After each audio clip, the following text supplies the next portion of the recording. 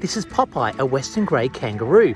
They're a herbivore and they eat up all the grass. In the grass, lots of seeds. They poop out the seeds and spread seed across our landscape. They're kind of like gardeners.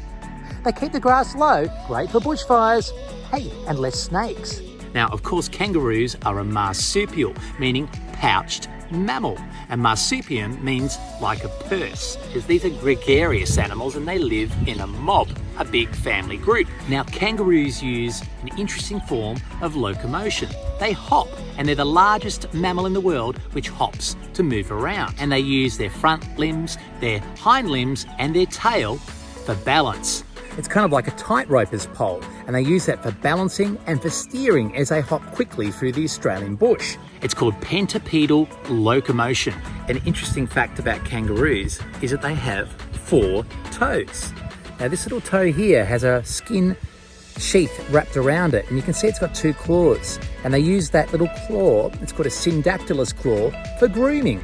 It's kind of like a hairbrush, but it's got big ears for listening for danger. These animals are cathemeral, which means they come out in the daytime and at night time as well.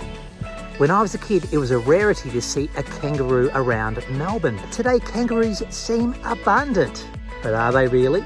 You see, kangaroos are trapped in a sea of suburbia. They've got nowhere to go. You see, they can't radiate out.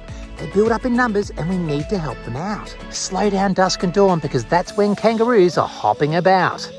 If you do happen to see an injured kangaroo or a dead kangaroo on the side of the road, please offer assistance. Check out its pouch. If there's a baby joey in there, ring up Wildlife Victoria or your local wildlife shelter. And I think we need to learn to empathise with wildlife a little bit better. They were here first.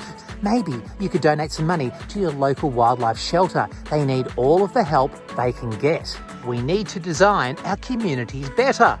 Less fencing, more corridors where macropods can bound through and move to safer, bigger environments. At the moment, they can't. They're trapped in amongst a sea of suburbia. Kangaroos are often a much maligned animal in Australia, but I think they are absolutely drop-dead gorgeous. We live in a great country. Let's learn to look after them better.